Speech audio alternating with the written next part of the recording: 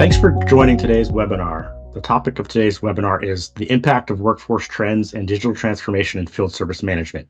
My name is Ali Pinder, and I lead research at IDC when it comes to service innovation in connected products and the aftermarket.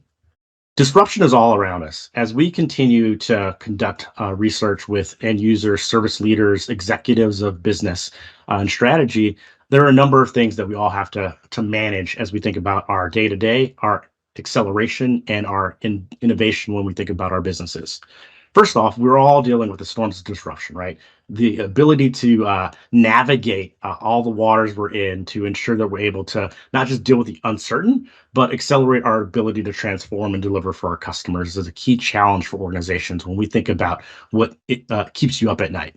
We're also continuing to see the global supply shock that's impacting all of our businesses, forcing us to need to refocus on our resiliency, the sources of our components, where we're getting the things that are going to help us deliver for the customer. One of the things that IDC's continued to see over the last 5 years or so has been the shift from just thinking about transformation to think about digital businesses. How can we really move our organizations forward into the future, but deliver that today?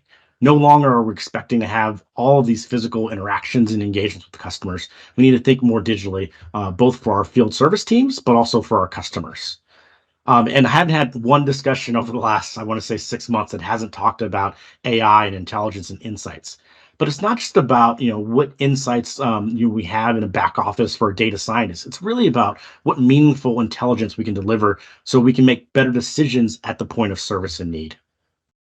One other additional driver that I think is very interesting for businesses is this whole idea of an ecosystem.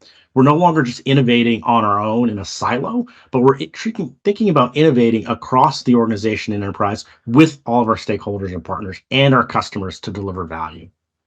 ESG sustainability is a concern for most of us on this call today. We continue to see ways in which the field service organization can really transform their business to be more sustainable while still delivering the outcomes that customers require. And this final driver, the seventh driver that IDC continues to think about as we think about all of our future activities and investments is the fact that service is real for business, right? We're all thinking about ways in which we can deliver service outcomes to customers that are different than what we've done in the past. No longer is break fix reactive engagements the right way to do business. We need to make sure that we're able to deliver the right service value to customers in each and every engagement. So with that, I do want to dive into the discussion for the day.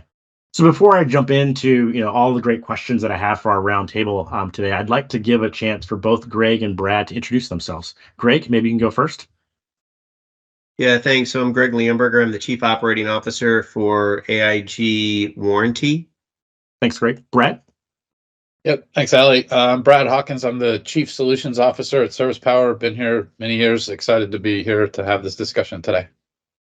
Great. Thanks both for joining today. Maybe we'll jump off, Greg, with this first question to you.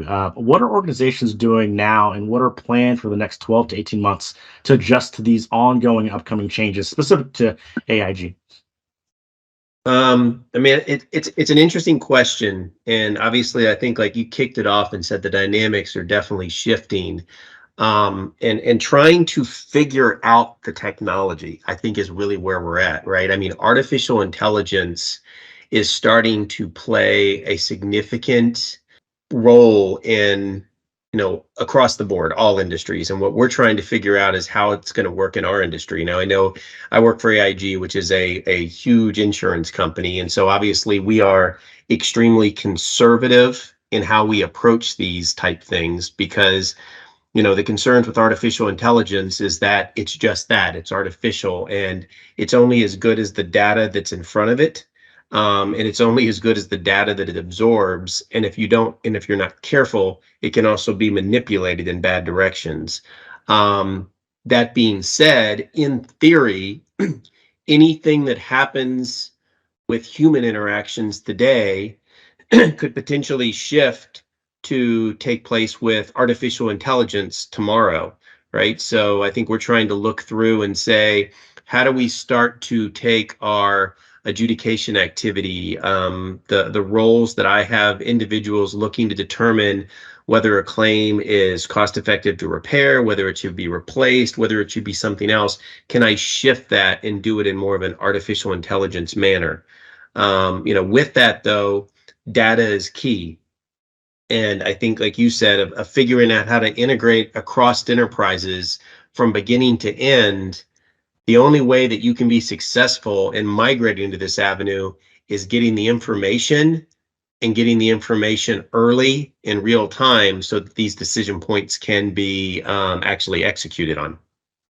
I think there's a couple of great points there, Greg. Obviously, clean data is the best data to work off of. I think the what you mentioned around kind of speed and kind of insights at the point of need, I think is really where I see a lot of the research going on my end. One other point that I would make is, when I think about AI and autonomous kind of learning and insights, it's all about removing the friction that the worker has to deal with, right? It's not doing something that's going to be erroneous or not useful, but it's taking away things that are better served by a machine. And from a potential perspective, Brett, maybe do you have another perspective from Service Power?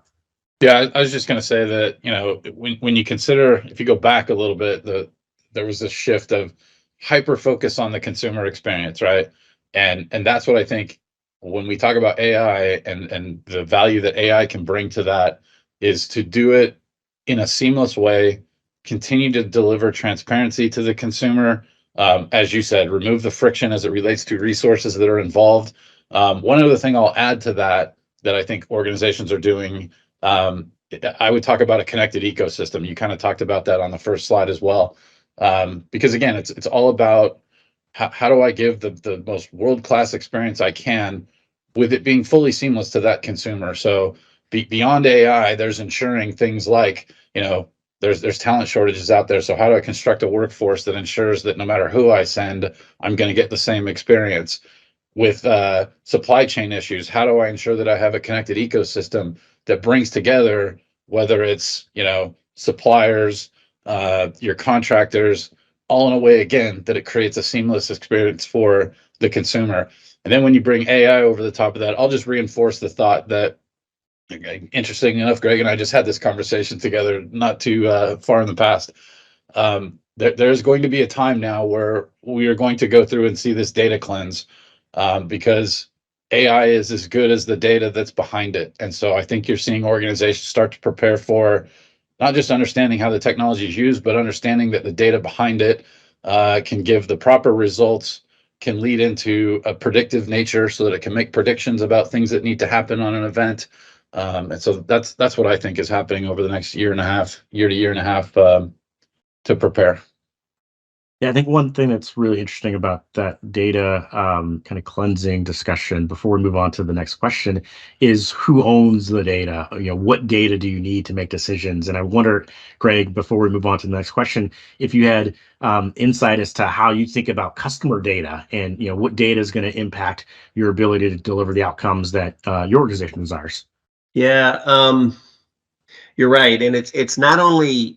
I think you hit on it. It's not only who owns the data and what's out from a customer basis and from our basis and a client basis, but it's also how far do you take it, right? And Brad hit on the fact of it's only as good as the data and its accuracy, and you've got to put some very strict guardrails up as far as what data are you tapping into, right? So we're cleansing it, and you just can't go out there and just look for anything on the web or anything, in the OEM sites. Whatever it is, obviously, the more you have, the better you are. But the worse it is, the worse you are.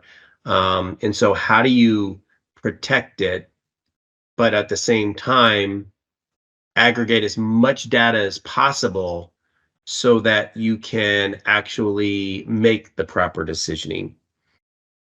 And it's an interesting journey, right? And it's one that I feel like a lot of companies are really just sort of starting down this path and figuring out how to use it.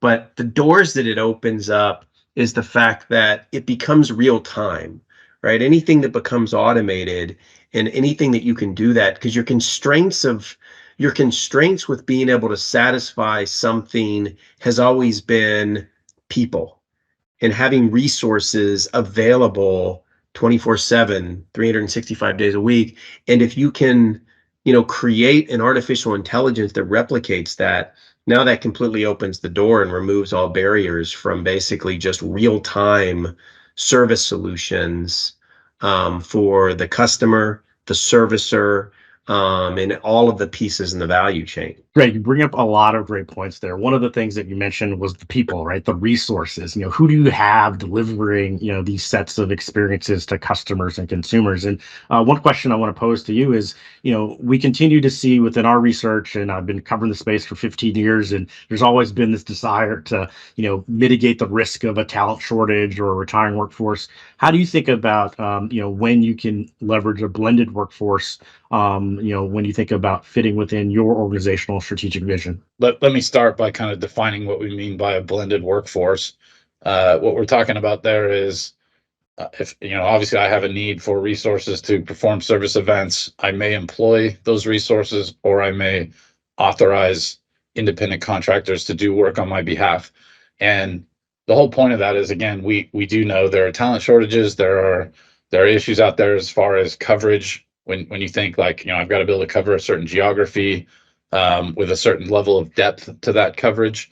And, what we saw actually, a number of years ago was the best or most efficient way to do that is there are geographies that you could probably cover where you have someone who's employed. When you're employed, you can do many things to execute on that as it relates to I own 100% of a schedule, which means I can optimize, I can dictate technology.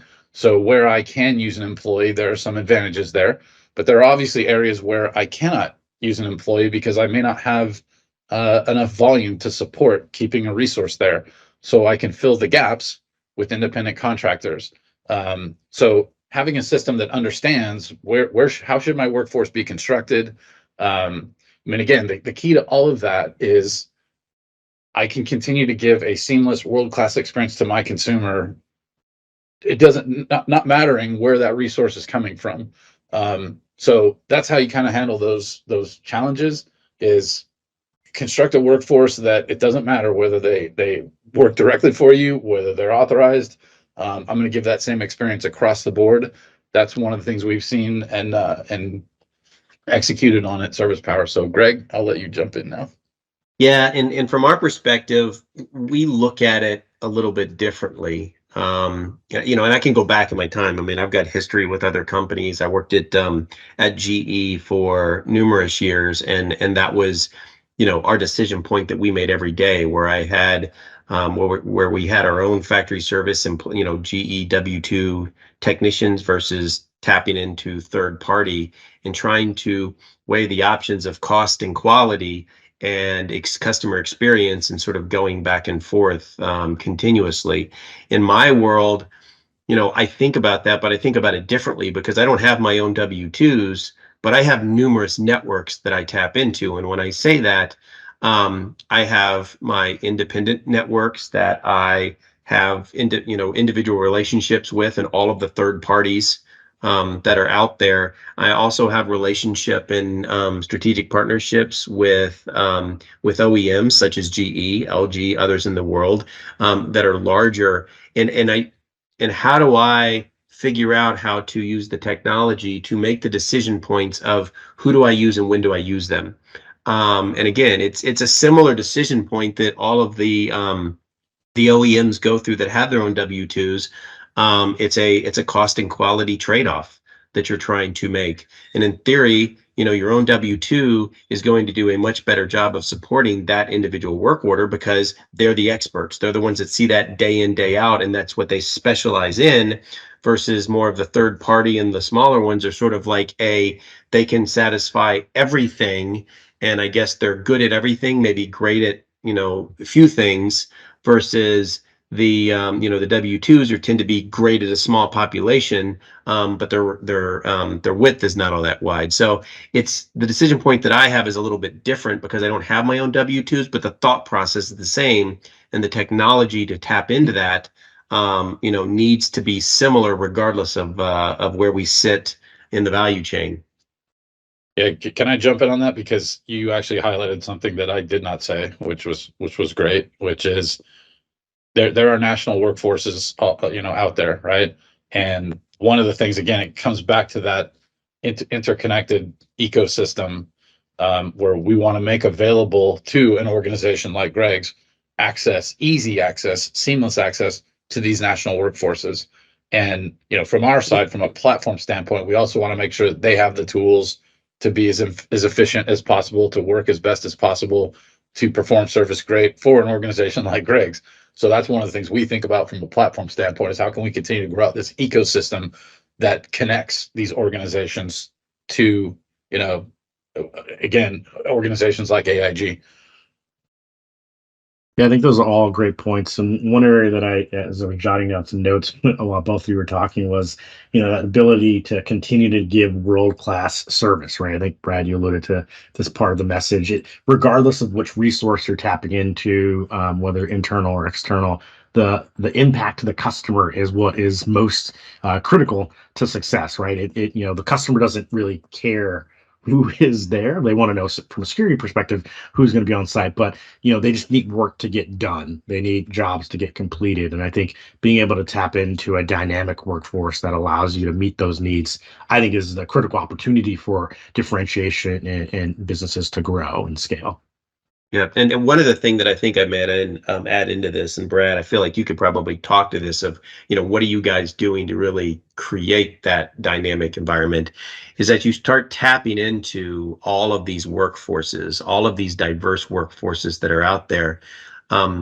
Everybody has their own technology and processes that they are trying to utilize because they feel that's providing the best experience for the customer. And the issue you start running into is, because everybody has it, which one do you use? So in other words, I have a platform that I want to use that has certain communication touch points. Service Power has their communication touch points. The OEMs will have their communication touch points. The third parties will have theirs. How do you merge all this stuff together such that you're giving one message to the customer that doesn't conflict with each other, and having multiple touch points going to the customer, right? Because too much becomes confusing, and too much can become a bad experience for the customer. And trying to determine how to mesh it together and figure out how to just give one message to that customer is obviously critical as we continue to move forward on this journey. Yeah, it's an interesting point about what you said of there's all these technologies out there in use, and we see that. I mean, obviously, we always want to talk about aggregation, but I'll tell you why I bring that up and why it matters is again, we keep saying the same thing about world-class experience for the consumer, but part of delivering that is about giving technologies that make it easier on people like the independent contractors. If an independent contractor is told, hey, you have relationships with 10 different OEMs and insurance providers and all these different people that they're performing work for, and in every case they have to do a different process, a different technology that's dictated to them, it makes it tougher. So we want to do aggregation as much as we can, but we also want to build a platform that, where it needs to be connected, knowing you're never going to have 100% of a single technology. We need to have interconnectivity and ways to move work around, ways to move data around, that allows them to be successful. So you want your independent contractors to have the ability to, access to parts, everything they need. And so you put them in a position to be successful as well. Yeah, I couldn't agree more, Brad, because we always talk about that basis of, that effortless experience for the customer, but it really matters for that technician that's in the home as well, because what they're trained to do and what their skill set is just repairing that product. And how do you remove all the other barriers and make it easy for them to just do their job, and remove the confusion? Greg, you brought up a really great point of just, helping those technicians or the service workers just do their job, right? Not the top three on this chart here, but we looked at within IDC research, which are the following, areas of focus for future business growth and resilience where organizations planning to invest in. And the top three are, around, new digital products and services, thinking about how you can shift your current business into more of a digital model, and maybe even think about, for customers, delivering digital first experiences. Where I think the point you just made, Greg, really jumps out at me is that fourth bullet around, how do we digitize operations for our business? How do we ensure that our workforce has the digital tools to have that right data to solve those right problems and deliver value to customers, regardless of what infrastructure they're leveraging, right? How connected, to Brad's point, are these systems, and can we aggregate data across the organization? So I think it's really interesting as all of our businesses shift to be more digital. It adds some complexity, but it also allows us to think a little differently about where data sits, what data is at the fingertips of what executive or what employee to deliver what set of decisions and value to customers. One question I'd like to pose to you both is, as you think about consumer demands shifting, what's your perspective on the digital experience? And then maybe, how is data and metrics helping you improve your service operations and service business? Maybe start with you, Greg. Yeah, so I think that we've talked a lot about this in the earlier basis in the slides, right? And consumers' demand, it continues to evolve, yet it always stays the same. And that is, they want it to be easy and they want it to be at their fingertips when they want it. We sort of use the discussion point of, give it to the customer when, where, how, and, why they want it. And we may think we know what they want, but then it's ever changing. We used to use the analogy of you want to wow the customer. You want something to be a better experience by wowing them. Well, there is no such thing as wowing anybody any longer because everything is at their fingertips. And from that basis, it really becomes this, how do you just provide what is just the table stakes of just sort of the expectations of this digital environment, real time. And so from a field service perspective, it's how do we do that in a world that has always sort of become or always been antiquated. We joke about the fact, Brad, you and I, we've always talked about this for years, where you could go out, how many years ago, what it was when Uber sort of came around and Uber Eats and food delivery services, you can go out and buy a $10 meal and every piece of that transaction is just completely automated, completely transparent to the customer, where they can see real time the guy driving to go pick up the food and the food coming, so they can track that food through the entire process. And that's for a $10 meal. And now you've got this repair aspect on a $1,000, multi-$1,000 product on a repair aspect that's, a couple of $100. And we've struggled to be able to get that exact same experience to the customer. And a lot of it has to do with the fact that we already talked about where there's so many different technologies. There's so many different between independents, OEMs, nationals, part distributors, TPAs, OEMs, so many different companies touching this experience. How do you create that one seamless experience for the customers and managing that digital expectations that the customers have? And then when you talk about the data, we want to get into using our data to better determine what path we want to take. And that experience is ever changing. Maybe today you offer something as a repair, but then tomorrow as the product depreciates or as the model changes, you may go to you're replacing that product or you're cashing out that product. And so that decision point is key. And then also using the data to determine who you're using in any particular experience, because every servicer is different and every process that they do is different. And so how do you get the data in front of you real time to, again, determine in your hybrid workforce which ones you're using, right? Real time, which is the guys that are doing things real time versus which is the servicers that stall for 2 or 3 days because they're just so busy and they don't have the staffing in place to really support what you're needing them to do. I don't know. I mean, it's a lot of information there and a lot of stuff that we've talked about. And I guess, from there, I'll let Brad sort of figure out or determine, okay, well, how are we using the technology to really sort of accomplish all of these ever-changing worlds that we have? Yeah, I'll start. There's two thoughts that came to mind initially, just the idea of consumer demands, and how that relates to a digital experience is there's two things we need to make sure we're doing for the consumer. First one is consumers want to be empowered. If there's an action they can take on their own, they would much rather do that on their own. I mean, just a simple example of that is why do I need to call a call center if I have an issue? Why can't I just go on and if determine what's wrong? Is it something I can fix myself? Or if it really is needed that a resource needs to come out, can I just schedule that myself? Can I just remove the whole idea that I've got to call and talk to someone to do all that? Am I empowered to do what I need to do? And then once I have an event on the books, we want to be transparent from end to end with the consumer. Again, the idea that I shouldn't have to call someone, I shouldn't have to go look for things, I should be proactively informed of what's going on. And so, those are really the two trends or two things that I know sort of drives what we do for the consumer. It's empowering them and ensuring transparency throughout the event. As it relates to using data and metrics, I would just say that we're constantly using the data to understand the events that take place and then using that feedback loop to ensure that as we go forward, am I always sending out the best possible outcome as it relates to the resource I'm going to send? Are there things I can look at ahead of time to predict whether I even need to send someone, or do I need to send that someone with, specific parts? Can I do that prediction up front?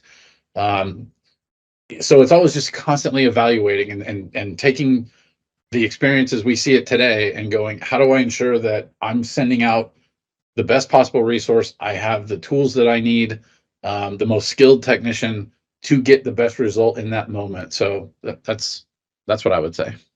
Yeah, and one other thing to add on to that, Brad, is it's not just the holistic data, but it's the individual data for one specific claim. We find a lot that as you go through the life cycle of a claim, there's a lot of data points that you need to just make an effective decision and the proper decision.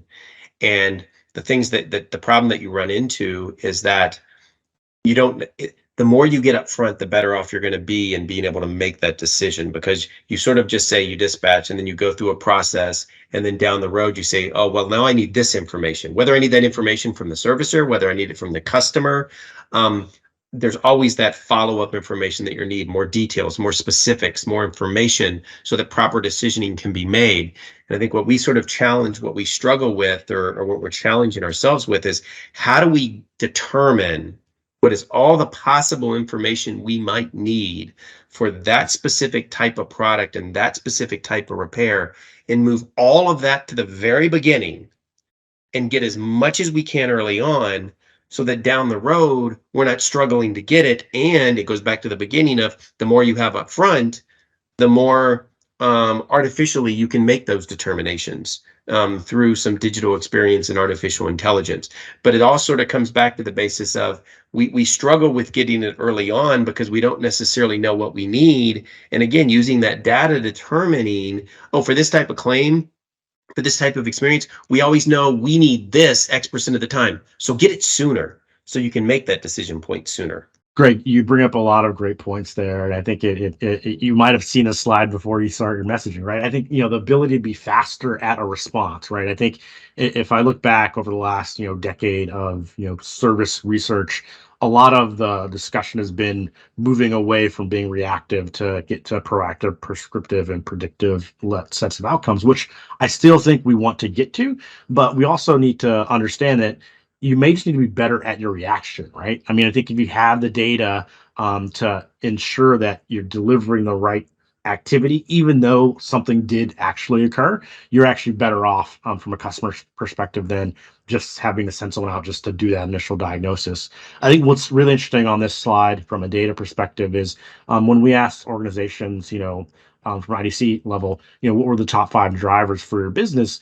2 areas pop up to me. One is that, to your point, Greg, using information from actual activities. In my world, it's actual product and asset performance, but using real data to make decisions, future decisions that can impact the customer experience, I think is really, really interesting here. And we hadn't seen it in prior years.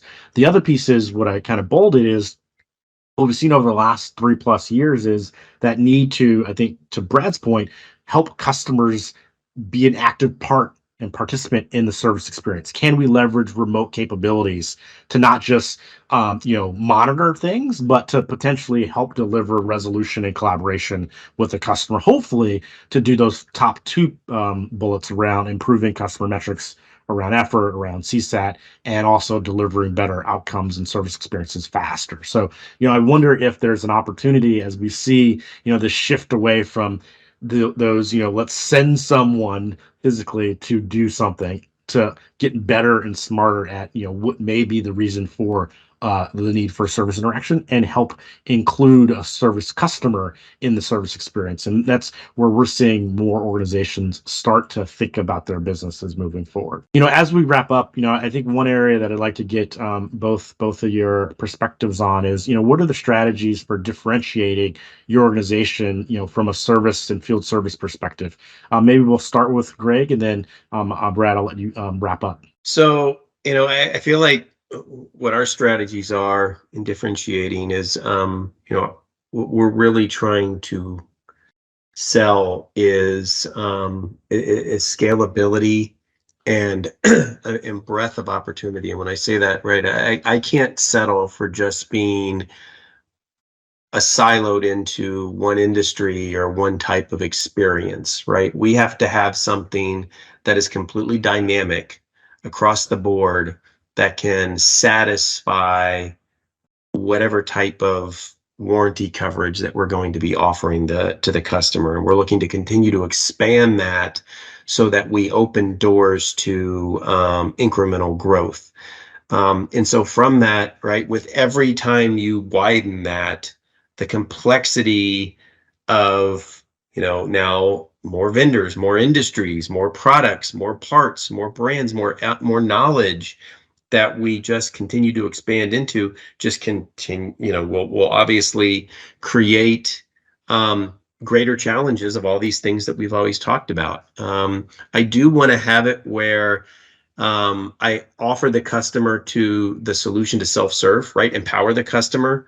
Like Brad said, I want to be able to give the customer everything that they want when they want it, but I don't want to force them down that path. And that's a very fine point where in an ideal world,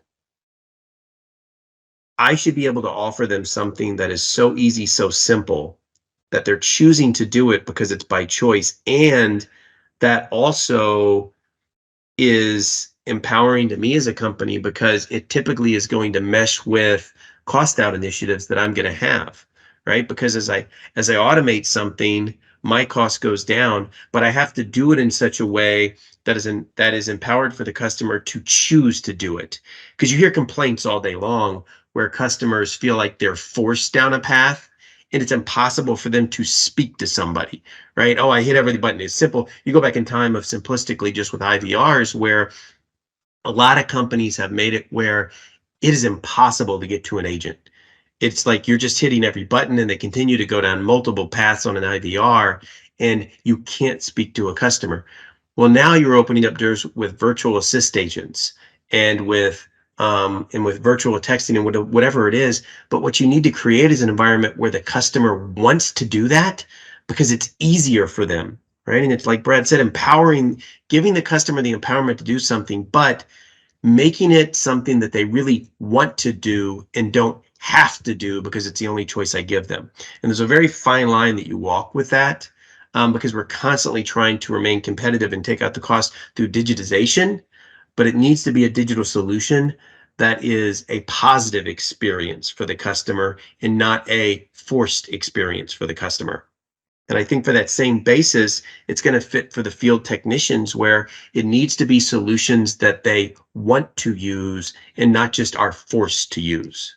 So I'm gonna answer a bit honestly from a different perspective, and I think that perspective comes from the idea that, Service Power, admittedly, we are a provider of a platform and technology to facilitate field service. And what that means for us is we want to put all the organizations, all the clients that use our platform in a position to even be able to differentiate themselves. We don't necessarily want to have a platform that's just, this is the one way you do it, this is how our technology works, because we understand the importance of, we talked about aggregation a bit there, So we do want some level of standard, but I have learned over my years that certain verticals, certain industries, there's different cultures as it relates to how they interact with the customer.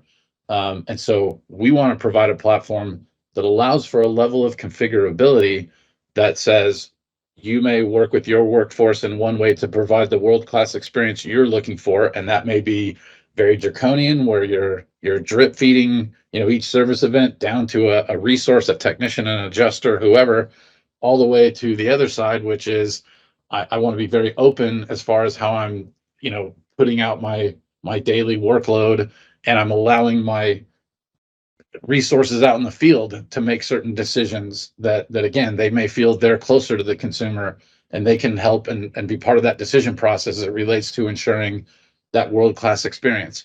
So for us, it's ensuring that while we can give a way for our clients to have some level of configurability to say, how do you execute your process while still maintaining that you're going to provide the experience to your consumer that you want. You're going to defend your brand along the way. You're going to give the best experience to that consumer. So that's kind of how we look at it as a platform provider. Yeah, that's what I would tell you. Yeah, and to add on to that, Brad, when you look at field service and you look at somebody going into home, it's that third-party technician or that W-2, that employee, whatever it is that is walking into that home, and that's the only person is the face of me as AIG, which I don't have any of my employees that are walking into the home. It's all of these third-party companies that I am relying on. And to your point of the system and the process needs to be so seamless for that technician, and I need to be somebody that I'm easy to work with, such that they're promoting me and they are not detracting me, right? In the MPS experience, where when they walk into that home, they've got to say, oh yeah, these guys are great, whatever it is, and they need to be promoting me as much as they're promoting themselves. And to your point, Brad, the more challenging that process is and that technology is, the more they're going to downplay that experience. And I've got to make sure that I'm working holistically with you guys from an integration standpoint and all of these service companies that are out there in the homes to ensure that positivity is enforced throughout the experience. Right. And the last thing I'll say from our side is, again, to that point, if you think about Service Power and the platform we're providing to execute on that, we do that across multiple industries. So when you think about major appliance, consumer electronics, security, HVAC, insurance. So again, we have to provide a platform that can work to the culture of those industries, but still provide that world-class experience. A lot of great points. If I think about culture, if I think about configurability, if I think about customer value and customer effort, I think we had a great discussion. We could continue to go on for more time, but I think we're at time now. And so I do want to thank everyone for joining today's webinar, the impact of workforce trends and digital transformation in field service management. I want to thank both Greg and Brad for great insights into their businesses and into provide some takeaways, hopefully, that all of us can be left with to improve and transform our businesses. Thank you for attending today.